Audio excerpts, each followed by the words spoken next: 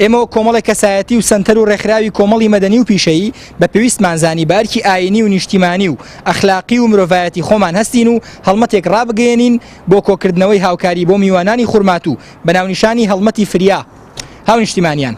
میوانانی لێقەوماوی خورماتوو دەوروبەری ژیانی خۆیان جێهێشتووە و ماڵیان سووتێنراوە و تەنانەت فریای هەڵگرتنی خواردنی ڕۆژانە و پێداویستیە زۆر سەرەتاییەکانی ژیانیش نەکەوتون.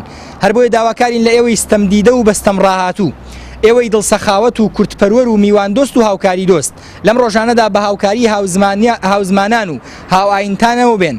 سابڵکو بتوانین کەمێک لە ئازاری ئاوەرەبوونیان لە بیربینەوە و تا ڕادەیە گەست بکەن میوانداری کراون، پارە و خواردن و پێداویستیەکانی ناوماڵ و ڕاخەر و پێخەف وەرەگرین، دواتر و بە شێوەیەکی دادپەروەرانە ئەیگەێنینە شوێنی شیا و مەبەست. ڕۆژانە و شەوانە لە بارەگاکانی لقی سلێمانی ڕێکخراوی خوشکانی ئیسلامی و سکرتاریەتی ڕێکخراوی قوتابیانی کوردستان پێداویستیەکان وەرەگرین. هەڵمەتی فریا 22 دەی 2017.